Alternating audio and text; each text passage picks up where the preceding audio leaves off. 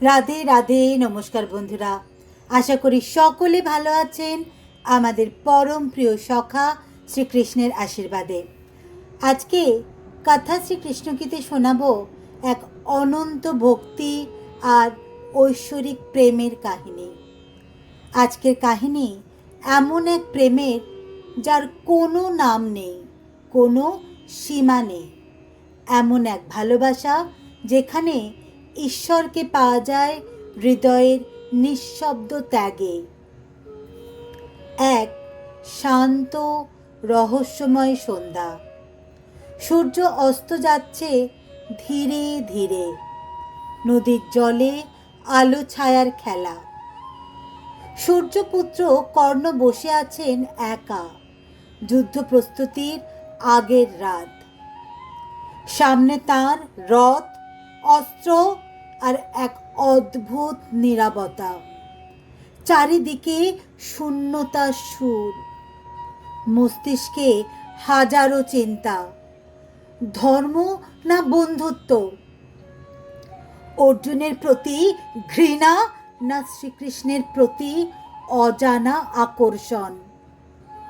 ঠিক তখনই পেছনে পরিচিত সেই সুরভি, তুলসী পাতার গন্ধের সঙ্গে মিশে এক কোমল কণ্ঠ। হে মহান দাতা কর্ণ! বেদনাহত যোদ্ধা কর্ণ চমকে ঘুরে দাঁড়ালেন। দেখলেন তার সামনে স্বয়ং শ্রীকৃষ্ণ, সোনালি আলোয় আবৃত এক স্নিগ্ধ মূর্তি। আজ তিনি রাজাধিরাজ নন, আজ যেন তিনি শুধুই একজন সখা, একজন পথ প্রদর্শক।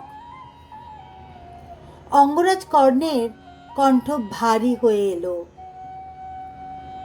আপনি আপনি কেন এসেছেন বাসুদেব শ্রীকৃষ্ণ? আপনি তো আমার বিপক্ষ শিবিরে।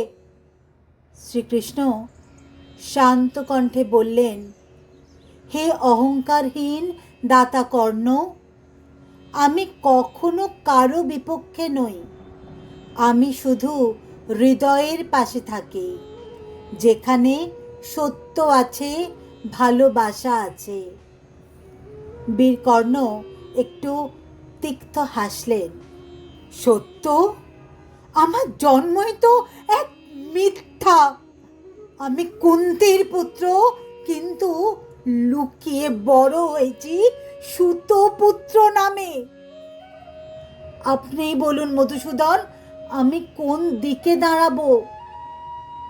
শ্রীকৃষ্ণ ধীরে বললেন, দিকের বিচার মানুষ করে, আমি শুধু হৃদয় দেখি।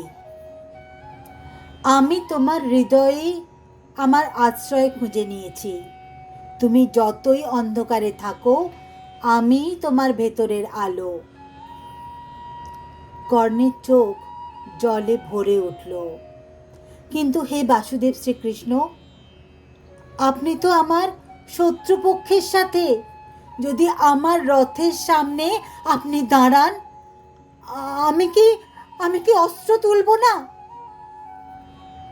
দ্বারকাধীশ মৃদু হাসলেন। তুলনীয় তোমার অস্ত্র, অপরাজেয় বীর কর্ণ। কারণ আমি কখনো তীরের ভয় পাই না, আমি শুধু হৃদয়ের দ্বন্দ্ব বুঝি। তুমি যদি আমায় আঘাত করো, আমি তোমার বেদনা অনুভব করব। কর্ণ চুপ করে গেলেন। নদীর জলে তখন শ্রীকৃষ্ণের প্রতিবিম্ব ঝলমল করছে, আর কর্ণ দেখছেন নিজের চোখের ভিতরেই সেই আলোক রেখা। বীর কর্ণ ধীরে বললেন, আমি আপনার কখনো পূজা করিনি, কখনো নাম জপও করিনি। তবু কেন আমার হৃদয়ে এত টান? শ্রীকৃষ্ণ এগিয়ে এসে বললেন, কারণ প্রেম নাম দিয়ে আসে না কর্ণ। যেখানে সৎ কর্ম, অন্যের প্রতি মমতা থাকে, সেখানে আমি আছি। তুমি যে দান করো নিঃস্বার্থভাবে, তুমি যে কাউকে ফিরিয়ে দাও না, সেই দানে আমার পূজা।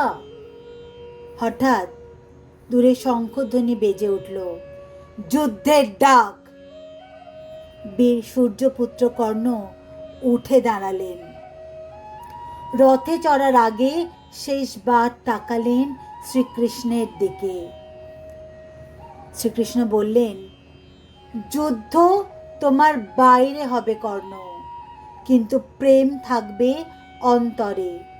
তুমি যতই অস্ত্র তুলে নাও, আমার স্পর্শ তোমার হৃদয়ে থাকবে। কর্ণ নরম কণ্ঠে বললেন, তাহলে আমার এই হৃদয় আপনারই আশ্রয়, হে মুরলী মনোহর। শ্রীকৃষ্ণ হেসে বললেন, তোমার হৃদয়ই আমার মন্দির সূর্যপুত্র। কর্ণ রথে ওঠেন আর শ্রীকৃষ্ণ মিলিয়ে যান বাতাসে, আলোয়, অন্তরে। বন্ধুরা, এই কাহিনী শেখায় ভক্তি মানে শুধু প্রার্থনা নয়, ভক্তি মানে সেই নিঃশব্দ বিশ্বাস। আমরা যদি কখনো তার নাম জপ নাও করি, তবুও তিনি আমাদের হৃদয়ের গভীরেই আছেন। আজ এই পর্যন্তই। তাহলে এইরকম আরও এমন শ্রীকৃষ্ণের অন্তরছোঁয়া গল্প পেতে লাইক, শেয়ার এবং সাবস্ক্রাইব করুন কথা শ্রীকৃষ্ণ কি, যেখানে কৃষ্ণবাণী কথা বলে आधुनिक जीवनेर भीतर दिए। और अगर आप ऐसी ही श्री कृष्ण स्टोरी हिंदी में सुनना पसंद करते हैं तो प्लीज़ स्टे कनेक्टेड विद लीला राधे कृष्ण की यूट्यूब चैनल। भगवान श्री कृष्ण आपनादेर सकलेर जीवने आलो, शक्ति और भालोबासा दान करुन এই প্রার্থনাই জানাই। সবাই ভালো থাকবেন, সুস্থ থাকবেন। নমস্কার। জয় শ্রীকৃষ্ণ।